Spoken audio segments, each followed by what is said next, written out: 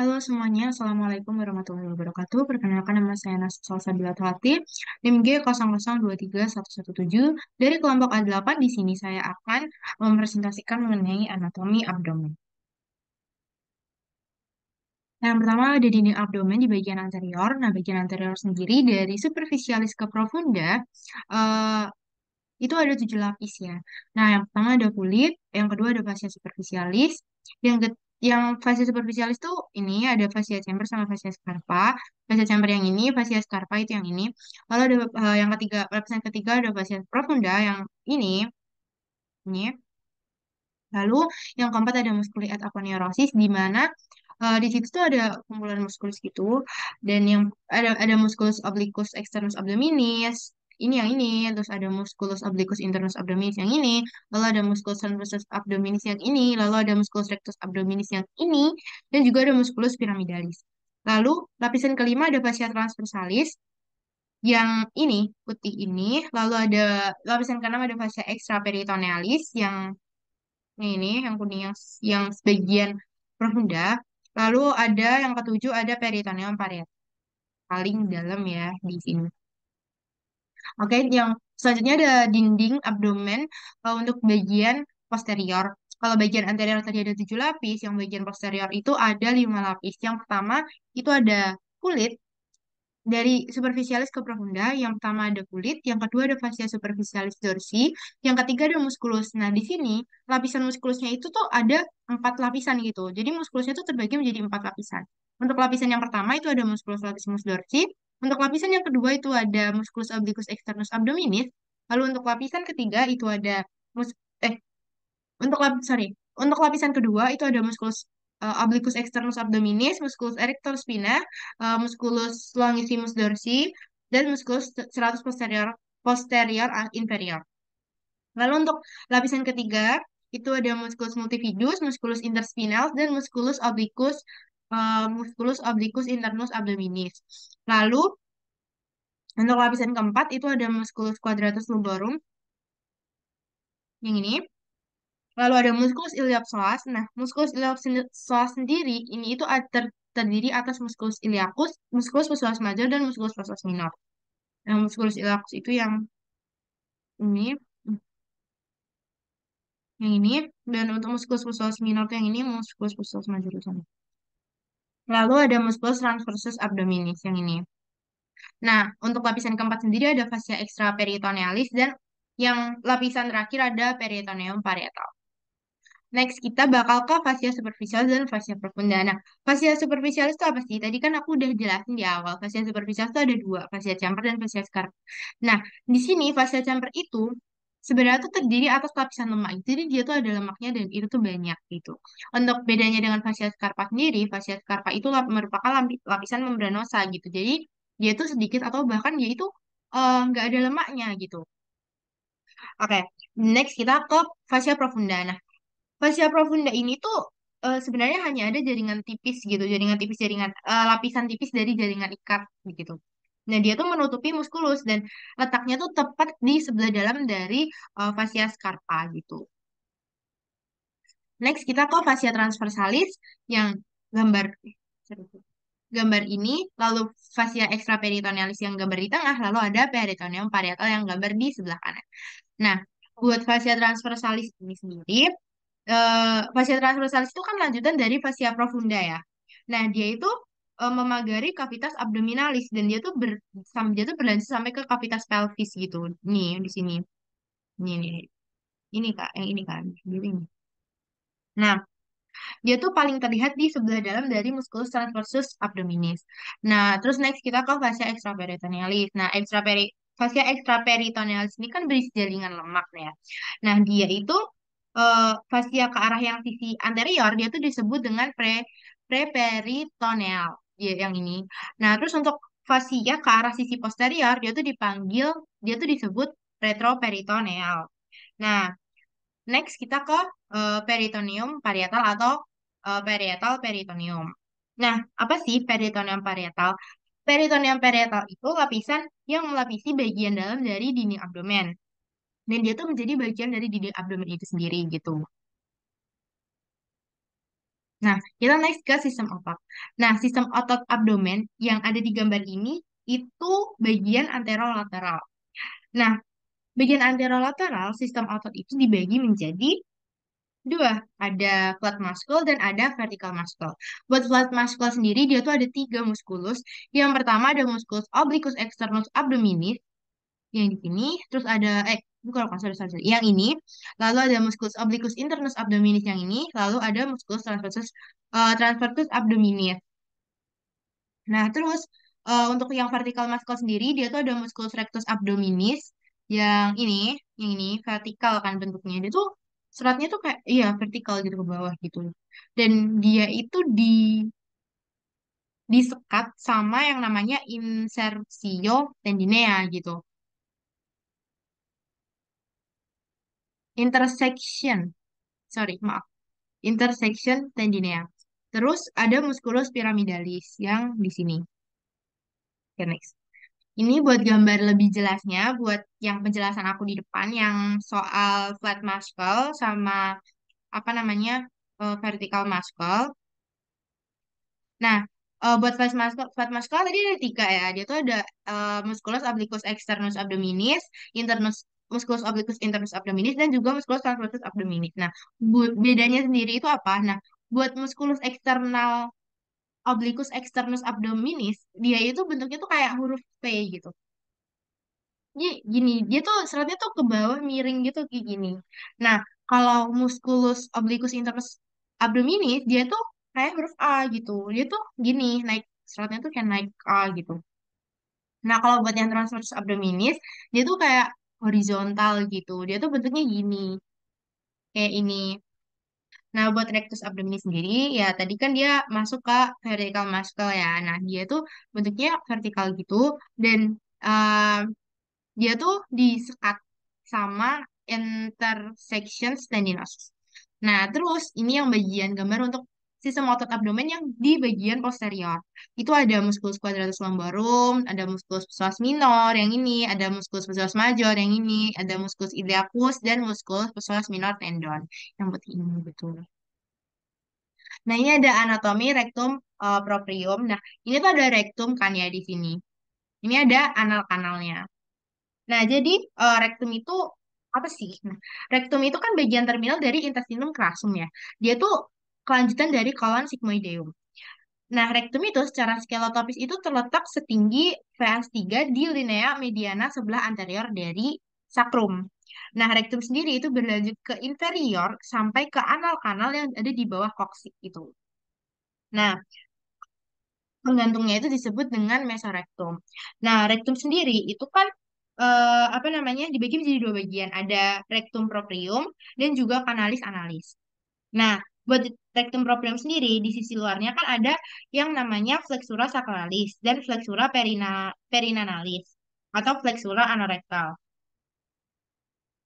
Nah, flexura anorektal itu fungsinya tuh untuk apa? Flexura anorektal itu fungsinya itu untuk menjaga kontin kontinensi tinja melalui tonus otot puborektalis di bagian dari levator ani dan saat defekasi fleksura menjadi tegak dan tinja itu bakal bergerak ke arah kanal gitu. Nah, terus untuk sisi dalamnya itu terdapat lipatan-lipatan transversal gitu. Ya kan ada kayak lipatan-lipatannya gitu kan ya. Nah, lipatan-lipatan transversal ini tuh disebut sebagai plica transversalis recti atau Housden gitu.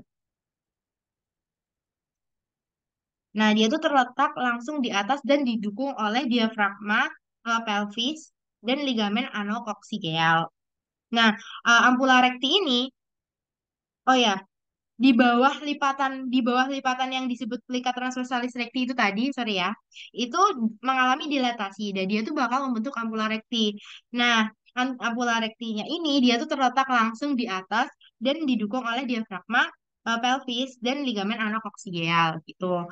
Nah, terus ampula rekti ini tuh punya kemampuannya dia itu untuk relaksasi karena fungsinya itu untuk menerima dan menahan akumulasi massa tinja sampai dikeluarkan saat buang air besar.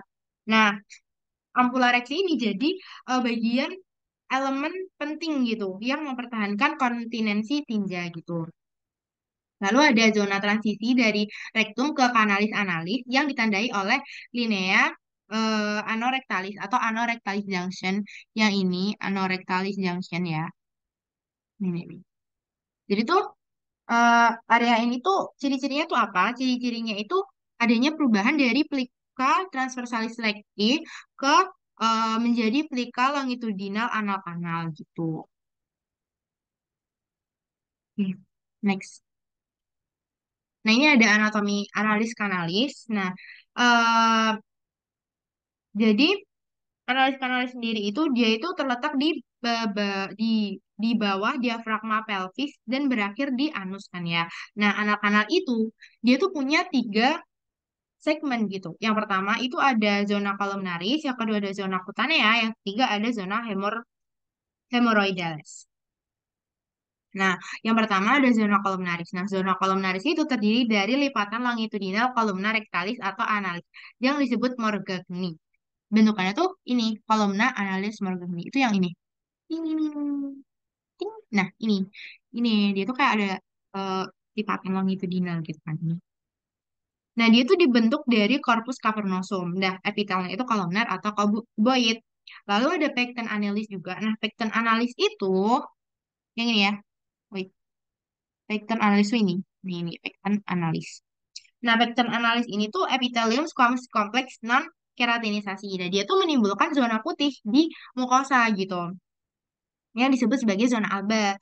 Nah, garis superior di zona ini tuh disebut linea pectinae.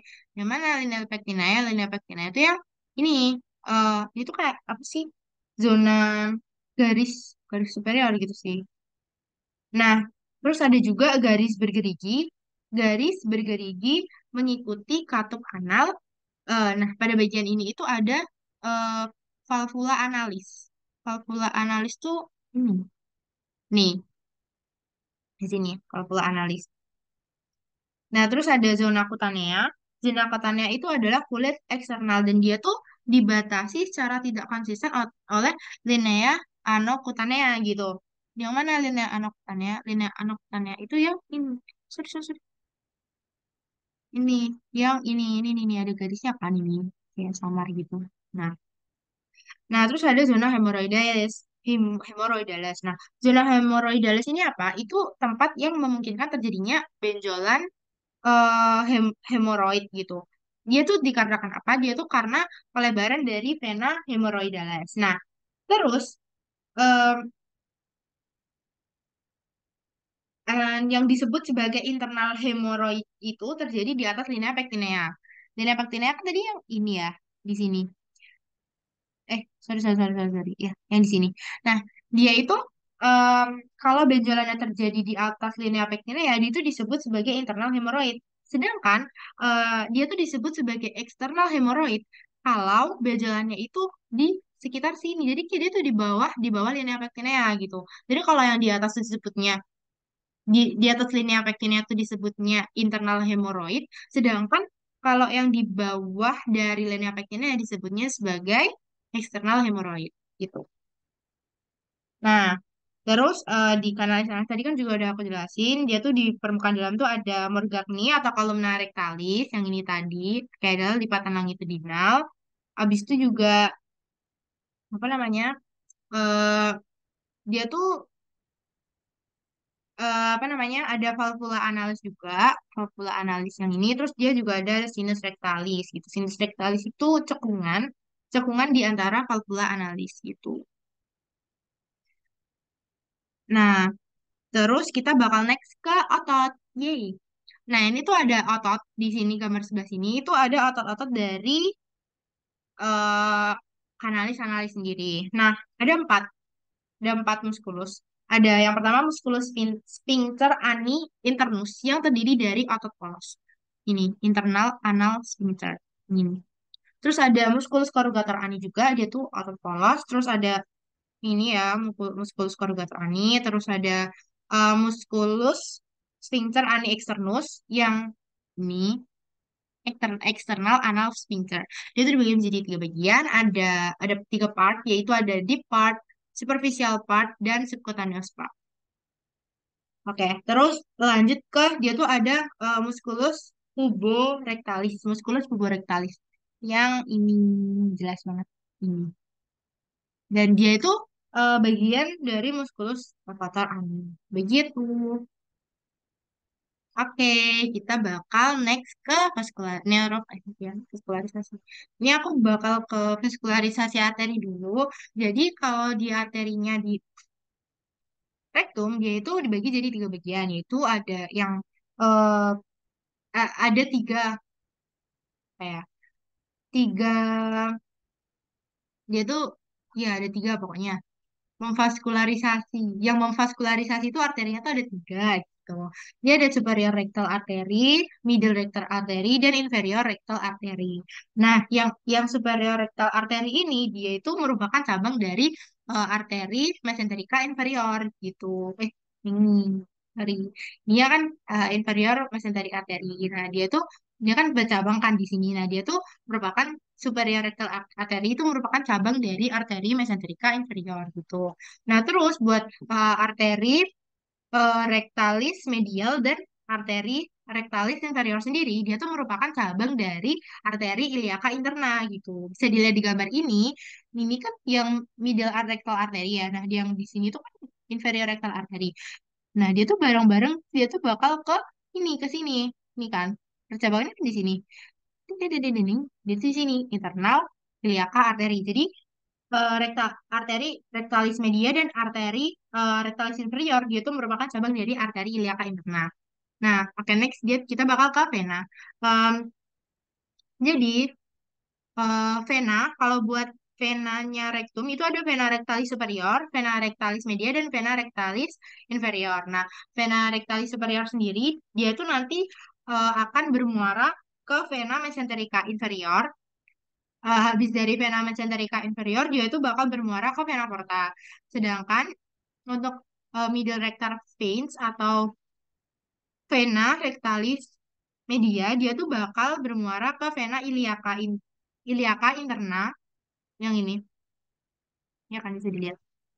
Itu bakal ke sini vena iliaca interna lalu berakhir di vena cava inferior. Inferior vena cava yang ini. Ada. Nah, habis itu untuk vena rectalis inferior ini dia tuh bakal berakhir di vena cava inferior juga. Nah, jadi si vena rectalis inferior ini dia tuh awalnya tuh bakal ke vena pudenda interna. Nah, habis dari vena pudenda interna dia tuh bakal ke vena iliaca interna. Nah, habis dari vena iliaca interna dia tuh baru bakal ke vena cava inferior gitu. Nah, kalau di anal renal drainase vena yang terletak di atas linea pectinea dia itu bakal bermuara ke vena porta. Sedangkan drainase yang ada drainase vena yang di bawah dari linea pectinea dia itu akan bermuara ke vena cava inferior gitu.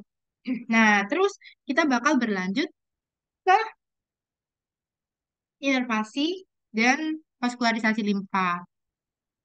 Oke, jadi buat limfa yang ini di anal kanal sendiri drainase vasa limfatika yang ini tuh konsepnya tuh sama kayak yang vena. Jadi kalau dia di atas linea pectina ya dia tuh bakal bermuara ke nodus iliacus internus. Sedangkan yang ada di bawah linea pectina ya itu akan bermuara ke nodus inguinalis superficialis gitu. Lalu buat inervasi itu ada simpatis dan parasimpatis. Yang simpatis itu inervasinya nervus planicus lumbalis yang ini lumbar splenic nerves yang ini. Lalu untuk yang parasimpatis itu ada nervus planici pelvici. Ini pelvic splenic nerve. Nah, di rektum yang di bagian kaudal itu juga dapat inervasi dari cabang plexus sacralis. Ini kan sacral plexus. Nah, si rektum bagian kaudal itu juga dapat inervasi dari cabangnya si plexus sacralis ini, yaitu nervus pudendus gitu, yang ini gitu, atau yang disebut sebagai nervus hemorrhoidalis inferior. Oke, Oke, kita bakal ke peritoneum. Nah, buat peritoneum sendiri, peritoneum itu kan merupakan selaput serosa yang melapisi dinding rongga perut dan terletak di bagian terletak pada organ perut dan panggul. Nah, peritoneum itu kan punya dua lapisan di sini, peritoneum parietal dan visceral. Jadi tadi kan di awal aku udah singgung soal peritoneum parietal. Nah, peritoneum parietal itu merupakan bagian dari peritoneum gitu. Nah, di antara dua lapisan, di antara peritoneum parietal dan peritoneum visceral itu, dia itu ada yang namanya rongga peritoneum. Ya bakal kita bahas nanti. Nah, terus fungsi dari peritoneum sendiri itu untuk menjaga dan menyokong organ abdominopelvis. Nah, kalau peritoneum parietal tadi itu kan artinya kan lapisan yang melapisi bagian dalam dari dinding abdomen dan dia tuh menjadi bagian dari eh, dinding abdomen. Kalau peritoneum visceral dia tuh merupakan lapisan peritoneum yang baik secara apa ya? Pokoknya dia tuh melapisi langsung dari permukaan organ viscera abdominis gitu. Baik dia itu yang melapisi secara keseluruhan organ itu atau cuman yang sebagian gitu. Jadi itu ada organ yang cuman dilapisin peritoneum visceral itu cuma sebagian, tapi ada juga yang seluruh permukaan organnya gitu. Nah, yang seluruh permukaan organnya itu disebut sebagai organ intraperitoneal, sedangkan untuk yang sebagian aja itu disebut organ retroperitoneal gitu. Nah, buat gambarannya itu ada ini. Ini tuh kan gambaran peritoneum yang hijau ini. Terus ini tuh ada parietal peritoneum yang ini. Dia tuh kayak dia tuh yang lapis di bagian luar kan. Terus ini yang buat visceral peritoneum. Yang dia tuh jadi kayak melapisi organ-organnya gitu kan. Nah, ini organ intraperitoneal dan retroperitoneal. Nah, organ intraperitoneal itu adalah organ yang seluruh permukaannya itu dilapisi oleh peritoneum dan berada dalam kavitas peritonealis. Dia tuh meliputi apa aja? Dia itu meliputi gaster, duodenum, pars superior, jejunum, ileum, appendix vermiformis, kolon transversum, kolon sigmoid, cauda pankreas, lien, dan juga dia tuh ada hepat. Terus buat yang organ retroperitoneal itu berada di luar dari kavitas peritoneum. Nah, dia tuh dilapisi peritoneum hanya di permukaan anteriornya saja dan dia tuh bukan yang di seluruh permukaan organ seperti organ intraperitoneal. Singkatannya buat menghafal organ retroperitoneal sendiri itu adalah Sedpacker. Jadi yang S itu buat suprarenal gland, yang A itu buat aorta, yang D itu buat duodenum kecuali pars superiornya, lalu buat P itu buat pankreas, yang U itu ureter, oh ya yang pankreas itu kecuali kaudalnya, lalu yang U itu ureter, yang C itu ada kolon ascendens descendens, lalu buat yang K itu ada kidney, yang itu ada esophagus, yang R itu ada rectum. Oke, kita bakal langsung ke omentum. Jadi, oh ya, duplikator peritoneum itu ada tiga, yaitu ada omentum, mesenterium, dan wait, omentum, mesenterium, dan ligamentum peritonei. Nah, kita mulai dari omentum dulu. Jadi omentum itu apa? Omentum itu membentang dari gaster dan proximal duodenum untuk melekatkan viscera intraperitoneal. Nah, omentum itu ada dua jenis, yaitu ada omentum maius dan omentum minus gitu. Omentum maius kan yang gambar yang ini. Nah, omentum minus itu yang ini. Nah, buat omentum minus sendiri yang gambar di kiri, dia tuh ada dia tuh melekati curvatura gastrika minor gitu ini. Dan dia tuh ada dua ligamen, yaitu ligamen hepatoduodenal yang ini dan juga yang ini ligamen hepatogastricum. Sedangkan untuk omentum maius sendiri, dia itu dilekati sama empat ligamen. Oh ya, buat omentum maius sendiri dia tuh apa namanya melekati curvatura gastrika mayor gitu, yang bagian gedenya, yang ini, set namanya. Oh ini, ininya, curvatura gastrika mayor itu sininya. Nah, dia tuh ada empat ligamen, yaitu ligamen gastrocolica, gastroprenica, gastrolienal, dan Enggak, sorry. Yang pertama ada ligamen gastrocolica, yang kedua ada ligamen gastroprenica, terus ada ligamen gastrolienal, dan juga yang ketiga ada ligamen splenorenal gitu. Yang keempat, ligamen splenorenal. Nah, terus ini ada mesenterium. Nah, buat mesenterium sendiri, dia itu melekatkan viscera intraperitoneal ke dinding abdomen. Eh, ya. Jadi mesenterium itu kan dia melekatkan viscera intraperitoneal ke dinding abdomen posterior gitu ya. Nah, contohnya tuh apa aja? Contohnya tuh kayak yang digambar yang di sebelah kiri ini, itu ada radix mesocolon transversum, radix mesenterium, dan radix mesocolon sigmoideum. Nah, mesenterium sendiri itu kan eh, dia itu apa namanya? Yang ini, yang mesocolon transversum. Dia itu lipatan peritoneum yang menghubungkan antara kolon transversum dan dinding posterior abdomen. Yang mesocolon kan, yang ini. Nah, kalau yang mesocolon sigmoideum yang ini dia itu lipatan peritoneum, dia tuh berbentuk huruf V terbalik seperti yang terlihat huruf V terbalik yang melekatkan kolon sigmoideum pada dinding abdomen gitu. Oh ya, jadi mesenterium sendiri kan dia melekatkan viscera intraperitoneal ke dinding abdomen posterior. Nah, mesenterium itu juga lipatan ganoperitoneum yang luas, dia tuh bentuknya tuh kayak kipas gitu kan. Nah, dia tuh menghubungkan antara jejunum dan ileum dengan dinding posterior abdomen. Oke, kita lanjut ke ligamentum peritoneae. Nah, ligamentum peritoneae dia itu melekatkan antar organ ke organ lain ataupun ke dinding posterior abdomen dan dapat membentuk bagian dari omentum. Nah, ligamentum peritoneae sendiri, uh, contohnya itu yang di hepar itu ada ligamen falciform, ini falciform ligamen yang di tengah putih ini. Terus ada ligamen hepatoduodenal dan gastrohepatica, gastrohepatika dan gastro gas hepatogastrik ini, gastrohepatika dan juga hepatoduodenal yang ini. Ini sama ini kan. Nah, lalu buat yang di gaster sendiri itu juga ada tiga.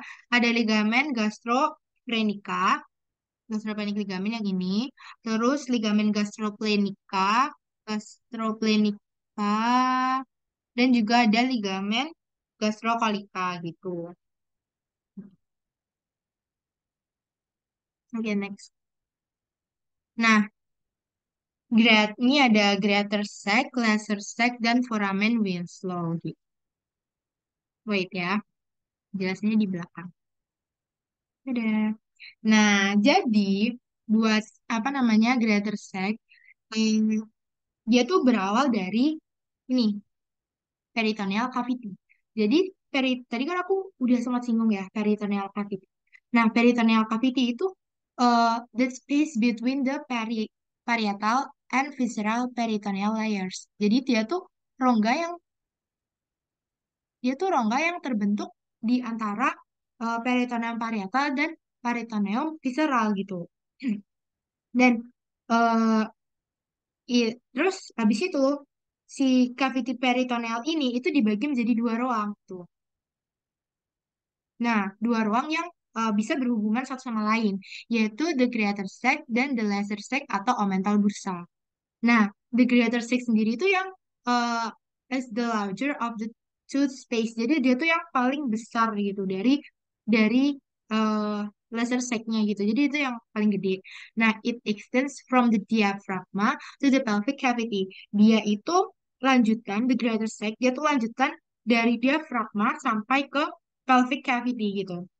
Dan dibagi jadi dua kompartemen sama transverse transverse mesocolon atau colon transverse sum gitu. Dan itu ini ada the supracholic compartment dan the infracholic compartment. Nah, the supracholic compartment itu which is above the transverse mesocolon. Nah, posisinya tuh di atas transverse mesocolon gitu. Dia tuh isinya apa? Isinya contains dia tuh apa aja? Dia tuh ada stomach atau kayak lambung, terus liver, hati sama lien gitu. Nah, terus yang buat infracolic compartment lies below the transverse mesocolon. Jadi dia tuh posisinya di bawah transverse mesocolon.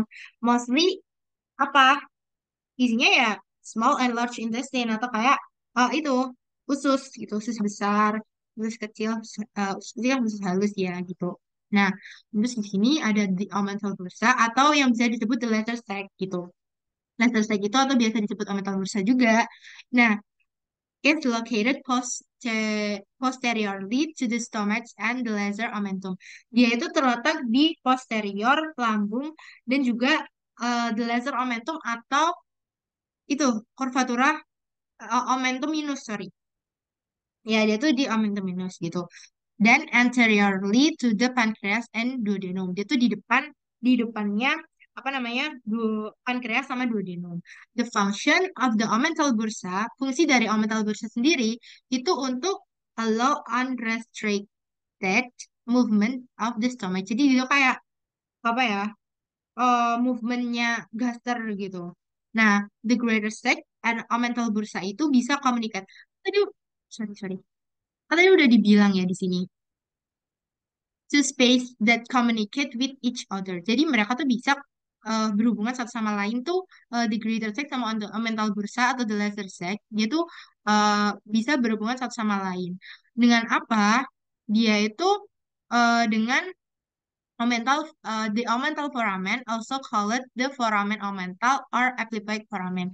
Jadi dia tuh berhubungan em, melalui suatu foramen gitu atau rongga yang dia tuh bernama foramen omental eh sorry dia tuh bernama foramen epiploid atau foramen Winslow atau kayak foramen omentalis dulu tuh bisa terus nah terus ini kan the lesser set communicates with the greater set via the epiploid foramen omental foramen found nah si epiploid foramen ini dia itu di posterior ujung bebas dari eh, momentum minus gitu. This is foramen has clear border. Jadi this foramen has clear borders. Dia tuh punya batas-batas. Nah, buat batas anteriornya itu ada hepatoduodenal ligamen atau ligamen hepatoduodenal. Buat batas posteriornya itu ada inferior vena cava atau vena cava inferior dan diafragma. Lalu untuk yang superior itu ada caudal lobe of the liver, lobus caudal dari hati. Lalu untuk batas dari inferior sendiri itu ada superior part of the duodenum atau duodenum bagian superior gitu. Nah, buat gambarnya ini kan ada omental bursa laser sec tadi yang ini yang kecil. Nah, buat greater secnya itu yang gede gitu. Nah, lihat, ini kan ini tertutup ya. Nah, dia tuh cuman bisa berhubungan ini dari sini yang namanya omental foramen, epiploid foramen, or foramen of Winslow gitu yang di sini. Oke.